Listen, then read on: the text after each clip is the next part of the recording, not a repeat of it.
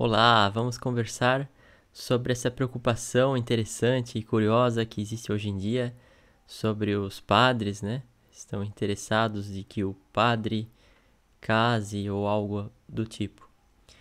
E também reclamam, ou às vezes alegam, que a igreja não pode se tornar uma instituição, são contra essa hierarquia da igreja, que na verdade deveria ser uma democracia, todo mundo manda em tudo. Vamos ver se isso é verdade, se isso é compatível com a Bíblia. Em primeiro lugar, temos essa confusão iniciada por muitos, que é contra os padres não se casarem, mesmo os próprios padres sendo favoráveis majoritariamente quando perguntados pela igreja.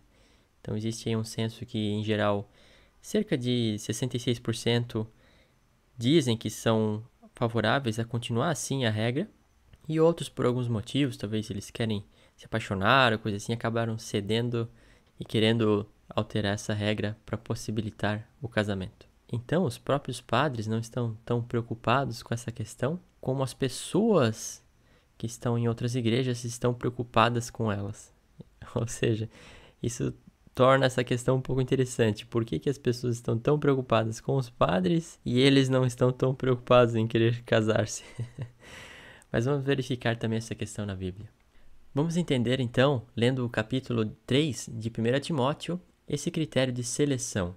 É fundamental, pois, que o bispo seja irrepreensível, marido de uma só esposa, equilibrado, tenha domínio próprio, seja respeitável, hospitaleiro, capacitado para ensinar. Não deve ser apegado ao vinho, nem violento, mas sim amável, pacífico e não amante do dinheiro. O bispo deve também governar bem a sua própria família, sabendo educar seus filhos a lhe serem submissos com todo o respeito. Porquanto, se alguém não sabe governar sua própria família, como poderá cuidar da igreja de Deus? Agora veremos no versículo 12. Os diáconos devem ser maridos de uma só esposa e governar bem os filhos e a própria casa, pelo mesmo motivo. Vamos parar esse momento para fazer uma reflexão sobre as alegações que as pessoas fazem que a igreja não poderia virar uma instituição, ser governada, ter leis, né? Não pode ser muito organizada assim, e aí fica uma coisa que pode ser relacionada a governo e tudo mais. Outra alegação também, aproveitando, é de que a igreja se aproxima, se relaciona com outros governos e tudo mais. Em primeiro lugar, alguns governos foram cristãos. Em segundo lugar, a promessa de Deus para o povo de Israel é de que viria um rei, e esse rei teria o sangue real de Davi. Então, Jesus é filho de Davi, também filho de Deus. Davi para com a carne e Deus para com a divindade. Certo? Então, temos aí esse sangue real que vem através de Maria. Por isso, até a Igreja Católica considera Maria, então, a rainha, né? É um reino só, de Deus na terra. Através da linhagem de Davi, vem esse governo de Jesus que nunca acabará. Isso lembra o Pai Nosso, inclusive. Faça-se a sua vontade, assim no céu como na terra. Esse governo, venha a nós o vosso reino, aqui na terra. Se ele é governado por Jesus, ele também foi escolhido por Jesus na parte dos governantes dessa igreja. Jesus produziu essa hierarquia na igreja, essas pessoas selecionadas que têm que deixar tudo, ele quem quis fazer esse governo dessa forma, escolhendo pessoas e deixou o Espírito Paráclito, o Espírito Consolador. E isso vai se transferindo esse cargo, esse ministério, ensinando os seus sacerdotes o que eles devem fazer, as suas tarefas e também os seus deveres, que eles devem deixar tudo por causa do Evangelho e por causa do reino de Deus. Há uma profecia de que os reis da terra iriam seguir a Cristo, e aconteceu. Os reinos, inclusive aqui do Brasil, eram cristãos. Você pode olhar nas coroas, sempre tem uma cruz acima. Então a profecia se cumpriu. O planeta quase inteiro teve reis em que tiveram as suas coroas relacionadas à igreja, a Jesus Cristo.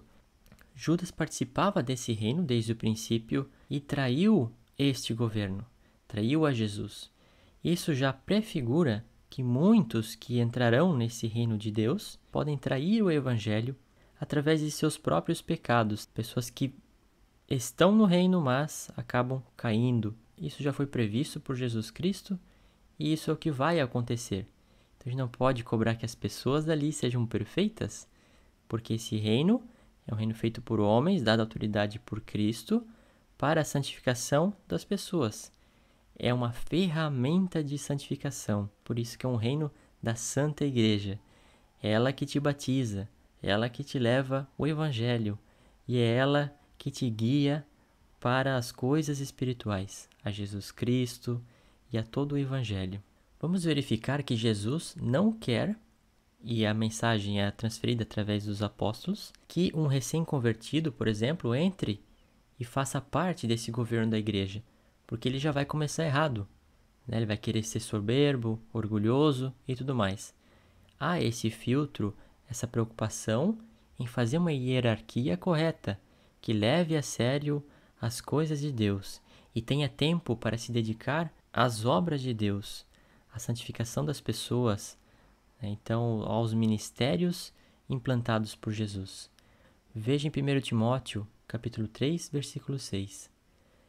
Não deve ser recém-convertido, a fim de que não se ensoberba e caia na mesma condenação em que caiu o diabo.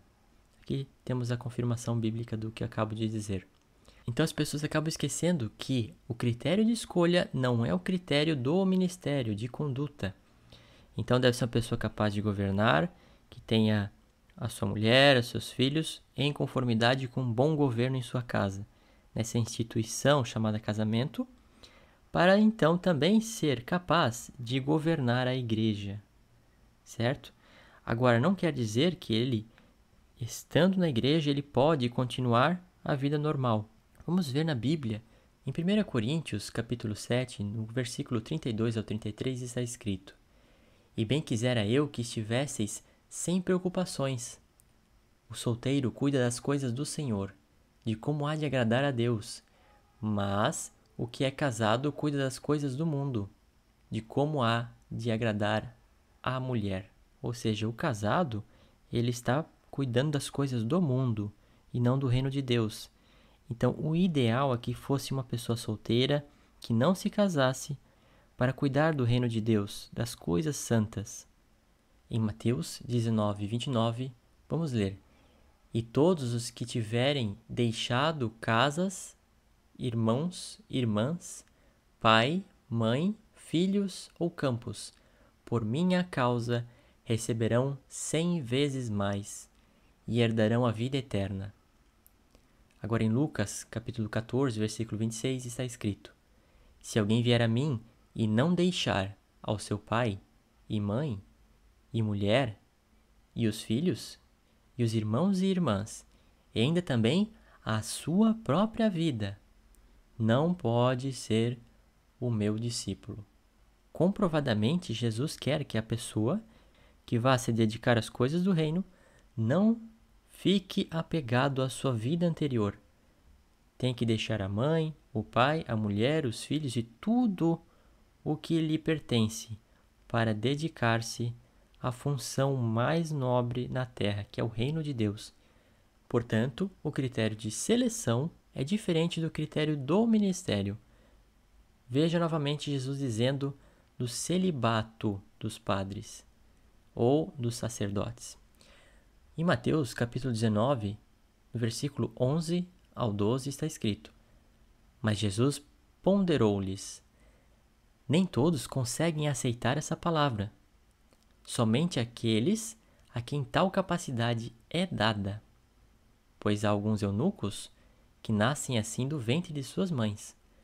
Outros foram privados de seus órgãos reprodutores pelos homens. E há outros ainda que a si mesmos se fazem celibatários por causa do reino dos céus. Veja aí que Jesus diz que é muito difícil aceitar isso. Por isso que as pessoas até estão preocupadas com o celibato dos padres. É difícil, mas é uma decisão que receberá ajuda divina.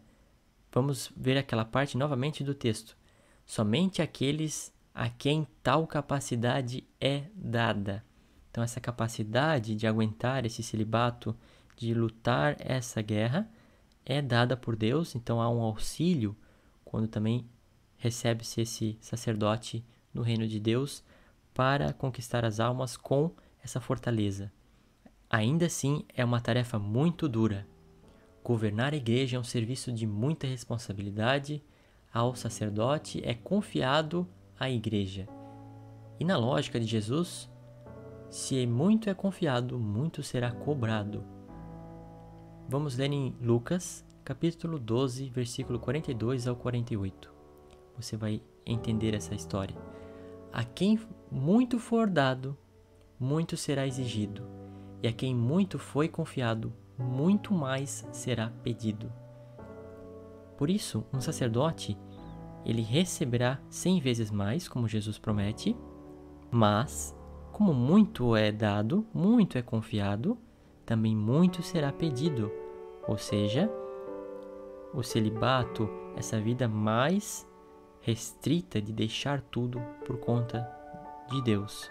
Assim, a condenação de um sacerdote também é muito mais pesada, caso ele se desvie, como Judas, porque muito foi confiado e o Senhor então há de punir muito é o servo que não fez conforme o exigido. Concluindo o contexto de Mateus e Atos. Mateus 19, 21. Jesus disse a ele: se queres ser perfeito, vai, vende todos os teus bens, dá o dinheiro aos pobres e terás um tesouro no céu. Depois, vem e segue-me.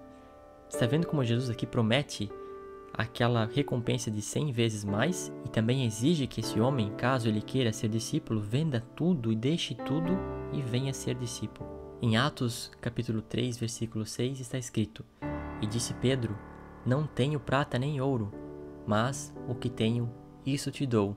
Em nome de Jesus Cristo, o Nazareno, levanta-te e anda. Aqui a comprovação de que nem os apóstolos tinham dinheiro para dar para um simples mendigo. Mesmo assim, entregou o que ele tinha, o poder de Deus para curar aquela pessoa muito pobre que estava pedindo ajuda.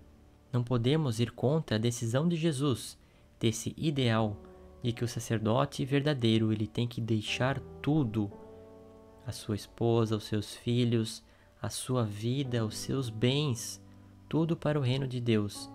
Não é uma vontade da igreja, é uma vontade de nosso Senhor, que é a cabeça da igreja. Devemos estar felizes de que existem sacerdotes que deixaram tudo para que nós possamos ser salvos através da igreja, que é uma ferramenta de salvação, que traz para você o corpo e o sangue de Cristo, a palavra de nosso Senhor e também o santo batismo. É com essas palavras que eu desejo paz e união para todos, em uma mesma igreja, em um mesmo batismo. Até a próxima!